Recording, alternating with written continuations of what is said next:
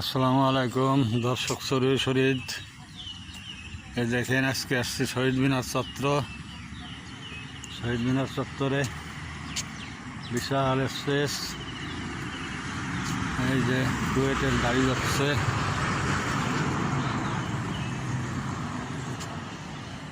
আজকে 1 ঘন্টার উপরে হাঁটা হয়ে গেছে।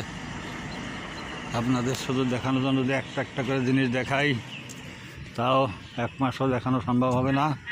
বিশাল স্কোয়ার কমপ্লেক্স, এর ভিতরে লাল শাপলার পুকুর আছে, আরও পুকুর আছে, লেক আছে।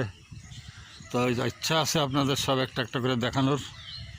তো যদি আপনাদের ভালো লাগে আপনারা মন্তব্য জানাবেন। তো ফজরের নামাজ পড়ে মসজিদ থেকে বের হয়ে চলে আইছি। এইভাবে এই পোশাক পরে এই মসজিদে যাই সকালের নামাজ পড়ার জন্য, যেহেতু হাঁটতে বেরোবো বাসায় আবার